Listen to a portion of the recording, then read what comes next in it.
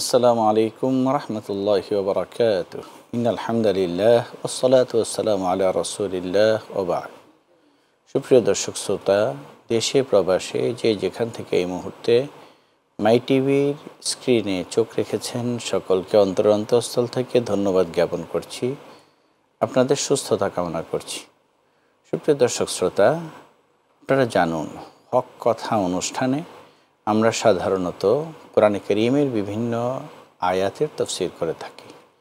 আজকে আমরা সূরাতুল বনী ইসরাঈলের 23 এবং 24 নম্বর আয়াতের তাফসীর শুনব। আল্লাহ সুবহানাহু ওয়া তাআলা কোরআনে কারীমকে নাজিল করেছেন মানুষের জীবনে তা বাস্তবায়ন করার জন্য। কোরআনে কারীমের একটি আয়াতও এমন নেই যেটির কোনো প্রয়োজন নেই। আল্লাহ সুবহানাহু ওয়া তাআলা আমাদের সৃষ্টি যেমন করেছেন ওয়াহেতুক নয়। আল্লাহ সুবহানাহু ওয়া তাআলা ইরশাদ করেন, আফাহাসিবতুম আন্নামা খালাকনাকুম আবাসা ওয়া আন্নাকুম ইলাইনা লা তুরজাউন। তোমরা কি মনে করছো যে তোমাদেরকে অহেতুক আমি সৃষ্টি করেছি? অনুরূপভাবে কোরআনে কারীমের প্রত্যেকটা আয়াতই কিয়ামত পর্যন্ত যত মানুষ আসবে তাদের জন্য পথ নির্দেশনা, এবং যেই সমস্ত সমস্যা, ধর্মীয় সমস্যা আসবে প্রত্যেকটারই, এবং জীবনের প্রায়োগিক যে সমস্ত সমস্যা আসবে সেগুলোর প্রত্যেকটারই সমাধান কিন্তু কোরআনে কারীমে আছে। আল্লাহ সুবহানাহু ওয়া তাআলা কোরআনে কারীমে ইরশাদ করেন, ওয়ালা রাতবিন ওয়ালা ইয়াবিসিন ইল্লা ফি কিতাবিম মুবিন।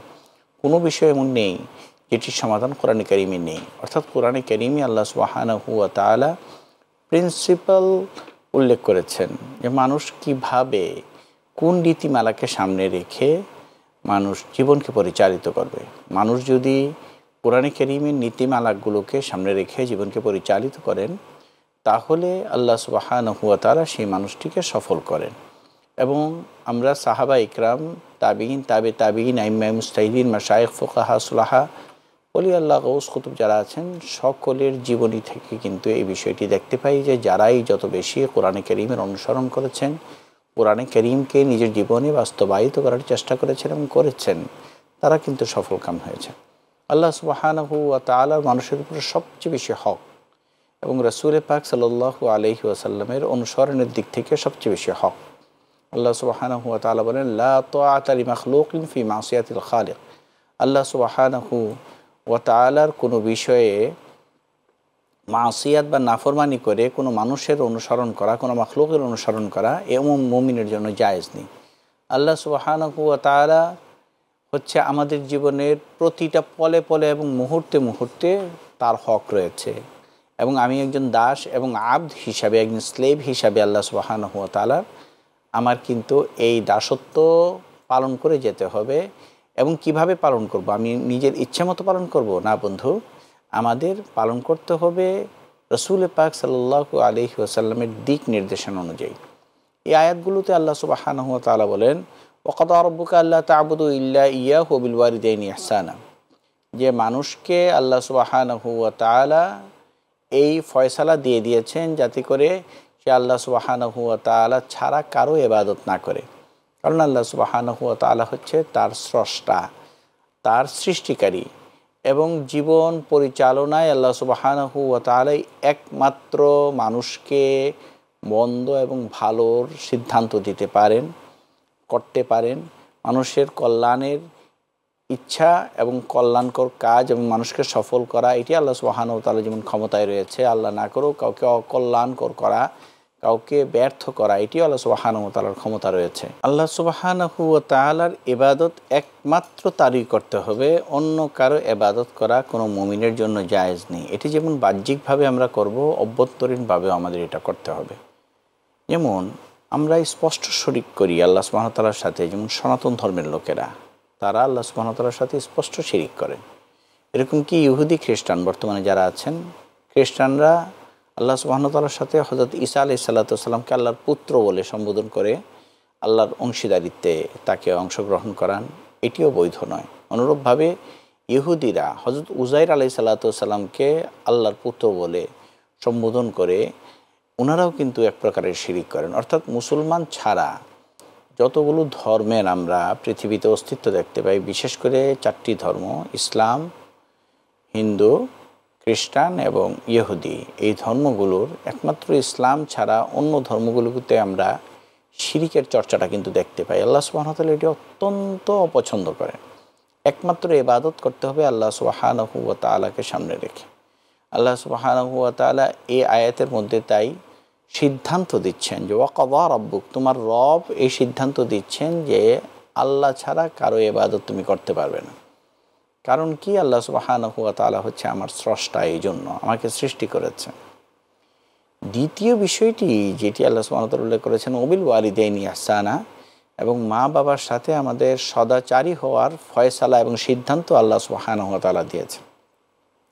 রাসূল পাক সাল্লাল্লাহু আলাইহি ওয়াসাল্লাম বলেন, রাগিমান ফুহু রাগিমান ফুহু রাগিমান ফুহু, যে সে লাঞ্ছিত হোক, তার নাক ধুলোয় ধূসরিত হোক। কিলামান ইয়া রাসূলাল্লাহ, সাহাবা ইকরামরা জিজ্ঞেস করলেন, রাসূল কার নাক লাঞ্ছিত হবে, কে এরকমভাবে ধুলোয় ধূসরিত হবে? রাসূল পাক সাল্লাল্লাহু আলাইহি ওয়াসাল্লাম বললেন, মান ওয়াজাদা আবাওয়াইহি আও আহাদাহুমা ওয়া লাম ইয়াদখুলা আল জান্নাহ, যেই ব্যক্তি তার পিতামাতাকে পেয়েছে অথবা তাদের মধ্য থেকে একজনকে খেদমত করার সুযোগ পেয়েছিল অথচ তাকে সন্তুষ্ট করে সে জান্নাতে যেতে পারেনি। তো সুতরাং মা বাবার সাথে সদাচারী হওয়া এটি ইসলামের একটি গুরুত্বপূর্ণ হুকুম। যে হাদিসের ব্যাখ্যায় এভাবে এসছে যে দেখো, তোমার পৃথিবী থেকে যাওয়ার জন্য অনেক রকমের রাস্তা আছে। কেউ ক্যান্সার হয়ে মারা যাচ্ছে, কেউ অ্যাক্সিডেন্ট হয়ে মারা যাচ্ছে, কারো হার্ট অ্যাটাকে মারা যাচ্ছে, কেউ ব্রেন স্ট্রোকে মারা যাচ্ছে, কেউ কিডনি ফেলুর হয়ে মারা যাচ্ছে। আল্লাহ না করুক কারোর এই ধরনের রোগ না হোক, কিন্তু হয়ে মারা যাচ্ছে। কিন্তু পৃথিবীতে যাওয়ার রাস্তা অনেক, আসার রাস্তা কিন্তু একটি, সেটি হচ্ছে মা বাবা। এই জন্য মা বাবাকে আল্লাহ সুবহানাহু ওয়া তাআলা আল্লাহর ইবাদতের পরে, আল্লাহর রসুলের পরে মানুষের জীবনের উপরে সবচেয়ে বেশি হক হচ্ছে তার মা বাবার। তাই আমাদের এই বিষয়টি অত্যন্ত গুরুত্ব সহকারে দেখতে হবে। এবং এই ক্ষেত্রে একটি বিষয় আমাদের লক্ষ্য রাখতে হবে, যদি খিদমতের বিষয় হয় তাহলে কিন্তু সেই ক্ষেত্রে মায়ের হক বেশি। যে একজন সাহাবী আসলেন, এসে বললেন যে রাসূল, খেদমতের হক কার সবচেয়ে বেশি? রাসূল বললেন তোমার মার। বলেন তারপরে কার হক বেশি? বলেন তোমার মার। বললেন তারপরে কার হক বেশি? বলেন তোমার মার। চতুর্থবারে আল্লাহ সুবহানাহু ওয়া তাআলা বলেছেন তোমার বাবার। তাই খেদমতের দিক থেকে মা বাবা যদি থাকেন তাহলে মা বাবার মধ্য থেকে মায়ের বেশি খেদমত করতে হবে। আর অর্থের বিষয় যদি হয় তাহলে কিন্তু বাবার হক বেশি। আমরা জানি যে কোনো সন্তান যদি মারা যান তাহলে মা 1/6 পাওয়ার পরে বাকি পুরা সম্পত্তি কিন্তু বাবা পেয়ে যান। কারণ বাবা অর্থনৈতিকভাবে অবদান রাখে বেশি, আর মা কিন্তু বাচ্চাকে দেখশুন খেদমত করার অবদান রাখে বেশি। ইসলাম হচ্ছে একটা খুব ব্যালেন্সেবল একটি ধর্ম। আসলে খুব ব্যালেন্সের মধ্যে আমরা দেখতে পাচ্ছি যে খেদমতের বিষয়ে রাসূল পাক সাল্লাল্লাহু আলাইহি ওয়াসাল্লাম 3 বার মায়ের কথা বলেছেন, কিন্তু অর্থনৈতিক বিষয়ে আবার রাসূল পাক সাল্লাল্লাহু আলাইহি ওয়াসাল্লাম বাবার কথা আগে বলেছেন।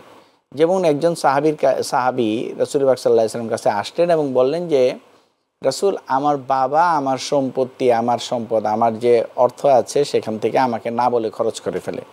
রাসূল পাক সাল্লাল্লাহু আলাইহি ওয়াসাল্লাম বললেন, আনতা ওয়া মালুকা লিআবিকা, তুমি এবং তোমার যা সম্পদ আছে সব তোমার বাবার।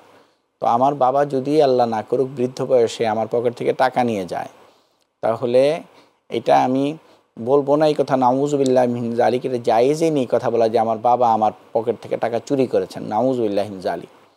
বরং ইসলামী অধিকার দেয় যে বলতে হবে যে আমার বাবারই টাকা, এটা তার অধিকার আছে, আমার সমস্ত অর্থনৈতিক সম্পদের উপর আমার বাবার অধিকার আছে।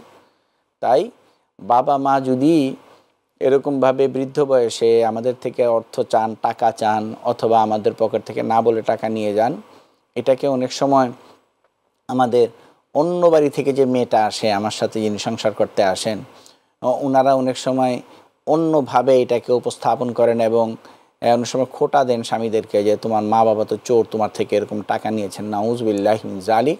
তখন কিন্তু এটা বলতে হবে যে না, এই অর্থের উপরে আমার মা বাবার পূর্ণ অধিকার আমার উপরে, এখানে আমি কোনো কথা বলতে পারবো না। আমাদের বাংলাদেশ এবং সাবকন্টিনেন্টে মায়েরা বা বাবারা যে আমাদের কাছে বৃদ্ধ বয়সে মহতাজ হয়ে যান, বৃদ্ধ বয়সে ওনারা আমাদের কাছে অর্থ চান এবং আমরা যে অনেক সময় দেই অনেক সময় দেই না, এটা কিন্তু জায়েজ নাই। বরং মা বাবাকে কিন্তু আমার অর্থ চাইলে, মা বাবা যদি আমার কাছে চায়, সেটি কিন্তু পরিপূর্ণভাবে তার ব্যবস্থা করতে হবে। এটি আল্লাহ সুবহানাহু ওয়া তাআলা এই আয়াতের মধ্যে উল্লেখ করেছেন। তাই বিষয়টিকে আমরা এইভাবেই চিন্তা করব। এখন আল্লাহ সুবহানাহু ওয়া তাআলা আরও ব্যাখ্যা বিশ্লেষণে যাচ্ছেন। এখানে দুইটি বিষয়ের কথা আমরা জানি যে আল্লাহর ইবাদত করতে হবে রাসূল পাক সাল্লাল্লাহু আলাইহি ওয়াসাল্লামের তরিকায়। যদি কেউ রাসূল পাক সাল্লাল্লাহু আলাইহি ওয়াসাল্লামের তরিকা ছাড়া অন্য কোনো তরিকায় আল্লাহ সুবহানাহু ওয়া তাআলার ইবাদত করতে চান, সেটি কিন্তু গ্রহণযোগ্য হবে না। তার সাথে সাথে মা বাবার প্রতি সদাচারী হওয়া, এটি ইসলামের একটা গুরুত্বপূর্ণ হুকুম।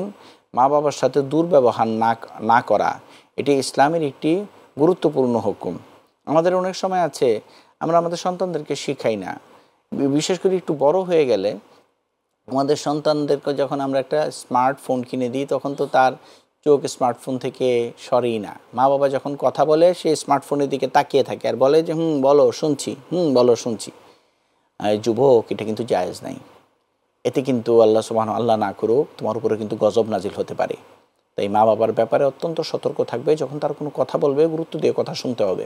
আমাদের মা বাবারও উচিত সন্তানকে এটা জানানোর যে আমরা যখন কথা বলছি তখন তুমি ইগনোর করতে পারো না, তখন তুমি অন্যমনস্ক হয়ে যেতে পারো না, তখন তুমি অন্য কাজ আছে এই কথা বলতে পারো না। ইম্মা ইয়াবলুগান্না ইনদাকাল কিবার আও আহাদুহুমা আও কিলাহুমা, যদি তারা উভয়ই তোমার কাছে থাকা অবস্থায় বার্ধক্য বয়সে উপনীত হয় অথবা তাদের মধ্য থেকে একজন, ফালা তাকুল্লাহুমা উফিন, তাহলে মা বাবার উপরে বিরক্ত হয়ে উফ শব্দটি পর্যন্ত বলতে পারবে না। অর্থাৎ বিরক্তিসূচক কোনো শব্দ আমাদের মা বাবার ব্যাপারে, মা বাবার কথা শুনে বিরক্তিসূচক কোনো শব্দ উচ্চারণ করা, এটি জায়েজ নেই সন্তানের জন্য। সন্তানের ভবিষ্যৎ নষ্ট হওয়ার জন্য, বরবাদ হয়ে যাওয়ার জন্য এতটুকুই যথেষ্ট। কিন্তু আমরা অনেক সময় আছে, বিশেষ করে মাদের সাথে আমাদের খুব দুর্ব্যবহার হয়। সন্তানরা, বাবা অত্যন্ত কঠোর থাকেন অথবা অফিসে থাকেন, কিন্তু মা যেহেতু সারাদিন আমাদের অধিকাংশ ফ্যামিলিতেই বাসায় থাকেন, আমরা অত্যন্ত দুর্ব্যবহার করি। তুমি কি বুঝো এখনের বুঝো, তুমি বাচ্চাদের চাহিদা তুমি বুঝো, আমার বন্ধুর অমুক আছে, এই সমস্ত কথা বলে আমরা মাদেরকে ভৎসনা করি। নাউযুবিল্লাহি মিন যালিক। যুবক এবং যুবতী এবং তরুণ তরুণী যারা আছেন, আপনারা এই অনুষ্ঠান যারা দেখছেন, তারা আজকে থেকেই সতর্ক হয়ে যান। আল্লাহ সুবহানাহু ওয়া তাআলা বলেছেন, বিরক্তিসূচক উফ শব্দ পর্যন্ত আমরা উল্লেখ করতে পারবো না। ওয়ালা তানহারহুমা, মা বাবাকে কখনো ধমক দিয়ে ধমকেশ্বরে আমরা কথা বলতে পারবো না মা বাবার সাথে। এটি আমাদের মা বাবারও দায়িত্ব হচ্ছে ছোটোবেলা থেকে এটা শেখানো। প্রথম দিন যখন ধমক দিয়েছিল তখনই বলা যে বাবা এভাবে ধমক দিয়ে কথা বলতে পারবে না, তুমি যদি ধমক দাও আমি যদি মনে কষ্ট পাই, আর কষ্ট পাওয়াটাই স্বাভাবিক, কিন্তু মা বাবা কষ্ট রাখেন না। কিন্তু আল্লাহ সুবহানাহু ওয়া তাআলা এটা সহ্য করেন না। মা বাবা যদিও মাফ করে দেন, আল্লাহ সুবহানাহু ওয়া তাআলা মাফ করেন না। তোমার ভবিষ্যৎ বরবাদ হয়ে যাবে, তুমি অসফল হবে। হয়তো অনেক শিক্ষিত হতে পারো তুমি, কিন্তু তুমি অসফল হবে। আজকে আমরা সমাজের মধ্যে অনেক সময় দেখতে পাই যে মানুষ অর্থনৈতিক কষ্টে ভুগছে। আমরা চিন্তা করি যে এত ভালো মানুষ, এত জ্ঞানী মানুষ, অথচ অর্থনৈতিকভাবে কষ্টে কেন আছে তিনি। অনেক সময় আমরা দেখতে পাই যে আমাদের সমাজে অনেক সময় দেখা যায় যে অত্যন্ত সুন্দর একটা কাপল, কিন্তু তাদের বাচ্চা কাচ্চা হচ্ছে না। আমরা অনেক সময় দেখতে পাই যে একটা যুবক, অথচ সে কিডনি রোগে ভুগছে অথবা তার ক্যান্সার হয়ে গেছে। আমরা এই ধরনের কিন্তু অনেক কিছু আমরা দেখতে পাই। এগুলি কিন্তু আল্লাহ সুবহানাহু ওয়া তাআলার পক্ষ থেকে গজব।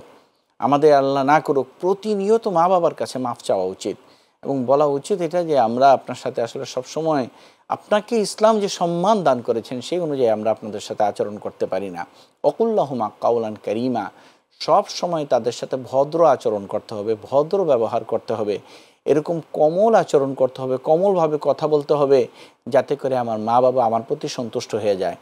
হাদিসের মধ্যে এসছে রিজাল রাব্বি ফি রিজাল ওয়ালিদাইন ও সাখাতুর রাব্বি ফি সাখাতিল ওয়ালিদাইন, যে বান্দা তোমার মা বাবার সন্তুষ্টি হচ্ছে উপায় উপকরণ আল্লাহর সন্তুষ্টির জন্য, এবং আল্লাহর সন্তুষ্টির উপায় উপকরণ কিন্তু মা বাবা। তো সুতরাং মা বাবার সাথে খুব ভালো আচরণ আমাদের করতে হবে। ওয়াকফিদ লাহুমা জানাহা যুল্লি মিনার রাহমা, মা বাবার প্রতি দয়াদ্র হয়ে, প্রেমের কারণে, অনুরাগ হয়ে, করুণাময় হয়ে আমরা আমাদের কাঁধকে, আমরা আমাদের হাত ধয়কে একেবারে মলিন করে আমরা মা বাবার সামনে দাঁড়াবো। ওয়াকফিদ লাহুমা জানাহা যুল্লি মিনার রাহমাতি, কারণ আমরা আমাদের বসের সামনে আমরা খুব কাচুমাচু হয়ে দাঁড়াই। আমরা বসকে কনভিন্স করার চেষ্টা করি যে বসকে যদি কনভিন্স করতে পারি তাহলে আমার একটা প্রমোশন হয়ে যাবে। আমরা অনেক সময় আছে অনেক জায়গায় কোনো কাজ বাগিয়ে নেওয়ার জন্য কোনো ইঞ্জিনিয়ার সাহেবের সামনে যেয়ে আমরা নিজে কাচুমাচু হয়ে দাঁড়াই। অথচ কোরআনে কারিমে নির্দেশ দেয় মা বাবার সামনে কাচুমুচু হয়ে দাঁড়ানোর, মা বাবার সামনে অত্যন্ত বিনয়ী হয়ে দাঁড়ানোর। অকুর রব্বির হামহুমা কামা রব্বায়ানি সগীরা। এবং প্রত্যেকবার আমি এই দোয়া করব যে আল্লাহ, আমার মা বাবা আমাকে যেভাবে লালন পালন করেছে ছোটবেলা, আমার মা বাবা যদি আজকে জীবিত না থাকে, তাহলে আমাকে যেভাবে লালন পালন করেছে তুমি কবরে আমার মা বাবাকে এইভাবে লালন পালন করো তুমি। অকুর রব্বির হামহুমা কামা রব্বায়ানি সগীরা রব্বুকুম আলম বিমা ফি নুফুসিকুম। আল্লাহ সুবহানাহু ওয়া তাআলা তোমাদের হৃদয়ের মধ্যে কী আছেন তা কিন্তু আল্লাহ সুবহানাহু ওয়া তাআলা জানেন। তাই মা বাবার সাথে আমাদের আচরণগুলো এটি অত্যন্ত নাজুক একটা বিষয়। আল্লাহ সুবহানাহু ওয়া তাআলা মা বাবার সাথে খারাপ আচরণের কারণে অনেক সময় সন্তানরা ব্যর্থ হয়, সফল হয় না। আমি পরীক্ষা দিতে যাব, আমি আমার মা বাবার দোয়া নিয়ে যাই। বলা হয় যে 3 জিনিসের দিকে তাকিয়ে থাকলে সওয়াব আছে বন্ধু। এক হচ্ছে, আমি যদি কাবা শরীফের দিকে তাকিয়ে থাকি তাহলে সওয়াব আছে, কোনো নিয়ত লাগবে না, সওয়াব এমনিই হবে। অনুরূপভাবে কোরআনে কারীম আল্লাহ সুবহানাহু ওয়া তাআলার কালাম, এদিকে যদি আমরা কেবল তাকিয়ে থাকি তাহলে কিন্তু সওয়াব আছে। তৃতীয় নম্বরের স্থান হচ্ছে, আমি যদি আমার মা বাবার মুখের দিকে তাকিয়ে থাকি তাহলে সওয়াব। সহি নিয়তে যদি তাকাই যে আমাকে লালন পালন করতে তাদের কত কষ্ট হয়েছে, তারা নিজেদের অনেক আশা আকাঙ্ক্ষা, অনেক রকমের চাহিদা তারা পূরণ করেন নাই আমার দিকে তাকিয়ে। সুতরাং মা বাবার সাথে এইভাবে আমাদের কিন্তু সদাচরী হতে হবে। মা বাবার সাথে আমরা যে আচরণগুলো করব, প্রতিনিয়ত আমি আমার মা বাবার কাছে, তাদের কাছে দোয়া চাইব। আমরা চাকরি বাকরির জন্য অমুক সাহেবের কাছে যাই, অমুক তদবিরের জন্য যাই, অথচ আমার আসল তদবির আল্লাহ সুবহানাহু ওয়া তাআলার কাছে আমার ঘরেই আছে। আমি আমার মা বাবার কাছে যাই, যে বলি আম্মা আব্বা আমার অমুক জায়গায় চাকরির ইন্টারভিউ চলতেছে, আপনারা একটু দোয়া করেন। আমার অমুক জায়গায় পরীক্ষা চলতেছে, আপনারা একটু দোয়া করেন। আমার অমুক আশাটা আছে, আল্লাহ যাতে পূরণ করে, আপনারা দোয়া করেন। প্রত্যেকটা জায়গায়, প্রত্যেকটা ক্ষেত্রে আমি যদি মা বাবার প্রতি সম্মানী হই, মা বাবার থেকে যদি আমরা দোয়া নিতে পারি, আমার কাবা তো আমার ঘরেই আছে, আমি কেন অন্য জায়গায় যাই, আমি কেন অন্য মানুষের কাছে যে দোয়ার প্রত্যাশী হই। আমার মা বাবা আমার জন্য যে দোয়া করবে, যে হৃদয় থেকে যে দোয়াটি আসবে, আবার আমারও আমার মা বাবার জন্য যে হৃদয় থেকে দোয়াটি আসবে, সেটি কিন্তু অন্য কোথাও আসবে না। এখন একটি প্রশ্ন হতে পারে যে আমাদের মা বাবা যখন ছিল আমরা এটা বুঝতে পারিনি, আমরা কি করব। এই ক্ষেত্রে মা বাবার যে বন্ধুবান্ধব আছে, আমার যে খালা আছে, আমার মায়ের মামা যে আছে, বাবা না থাকলে আমার যদি চাচা থেকে থাকে, তাহলে তাদের সাথে আমার ভালো আচরণ হওয়া উচিত। এবং বাবার যদি কোনো বন্ধুবান্ধব থেকে থাকে, মার যদি কোনো বন্ধুবান্ধব থেকে থাকে, তাদেরকে আমরা বিভিন্ন বিষয়ে খোঁজখবর নিব এবং গিফট দিব এবং বলবো যে আজকে যদি আমার মা জীবিত থাকতেন তাহলে তো আমার মাকে দিতাম, এটা আপনাকে দিচ্ছি। এর সওয়াব কিন্তু মা বাবার কাছে পৌঁছে। রাসূল পাক সাল্লাল্লাহু আলাইহি ওয়াসাল্লাম একটি হাদিস মুসলিম শরীফের, যে ইযা মাতাল ইনসানু ইনকাতা আমালুহু ইল্লা বিসালাস। মানুষ যখন মারা যায় তখন তার সমস্ত আমল বন্ধ হয়ে যায়, কিন্তু 3 ধরনের আমল তার চালু থাকে। একটা হচ্ছে সদকাতুন জারিয়া। কেউ যদি মাদ্রাসা, মসজিদ বা কোনো দাতব্য প্রতিষ্ঠান, হসপিটাল ইত্যাদি করে থাকেন, তাহলে এর সওয়াব যতদিন মানুষ উপকৃত হবে এর সওয়াব কিন্তু তার কাছে পৌঁছতে থাকবে। আরেকটা হচ্ছে ইলমুন ইউনতাফাউ বিহি। কেউ যদি জ্ঞান চর্চা করে থাকে, তার ছাত্র তৈরি করে যেয়ে থাকে, যারা ইসলামের দ্বীনের শিক্ষায় শিক্ষিত হয়ে আরও মানুষকে দ্বীনের শিক্ষায় শিক্ষিত করে, এর সওয়াব কিন্তু উস্তাদের কাছে পৌঁছতে থাকবে। তৃতীয়টি হচ্ছে ওয়ালাদুন সালিহুন ইয়াদউ লাহু। নেককার সন্তানরা যখন মা বাবার জন্য দোয়া করে, বিভিন্ন রকমের কর্ম উদ্যোগ গ্রহণ করে, এগুলোর সওয়াব কিন্তু মা বাবা পেতে থাকে। এখন মা বাবা যদি অসন্তুষ্টও থাকে, তখন আমি ইন্তেকালের পরে আমার এখন বুঝ এসছে, আমি এখন এই সমস্ত আমলগুলো করি। আমি আমার মায়ের জায়গায় আমার খালাকে আমি রাখি এবং খালার আমি খোঁজখবর নেই। আমার বাবার জায়গায় আমার চাচাকে রাখি, আমার চাচার খোঁজখবর নেই। আমাদের অনেক সময় দেখা যায়, বিশেষ করে চাচাদের সাথে আমাদের বাংলাদেশের এনভায়রনমেন্টের সম্পর্ক ভালো থাকে না। জায়গা জমির একটা বিষয় থাকে, যেহেতু চাচাদের সাথে আমাদের সম্পর্কগুলো আমরা অনেক সময় বিকৃত করে ফেলি। আমার বাবার সাথে চাচার সম্পর্ক ছিল না, এটাকে আমার কাছ পর্যন্ত টেনে আনি, এটা উচিত নয়। রাসূল পাক সাল্লাল্লাহু আলাইহি ওয়াসাল্লাম বলেছেন, লিআন্নাল আম্মা সিনওয়া আবিহি। চাচা হচ্ছে বাবার মতো। তাই এই বিষয়টিকে অত্যন্ত গুরুত্ব দিয়ে আমাদের বোঝা উচিত। আমরা বাবার সাথে সদাচারী হলেও চাচার সাথেও অনেক সময় নাউযুবিল্লাহি মিন যালিক দুর্ব্যবহার করে থাকি। এটিও কিন্তু ইসলামের দৃষ্টিতে জায়েজ নেই। তো সুতরাং যদি মা বাবা আমাদের যাদের নেই, তারা কিন্তু মা বাবার বন্ধুবান্ধব এবং মা না থাকলে খালা, বাবা না থাকলে চাচা ওনাদের খেদমত করে, ওনাদেরকে অর্থনৈতিকভাবে সহযোগিতা করে আমরা মা বাবার সন্তুষ্টি অর্জন করতে পারি।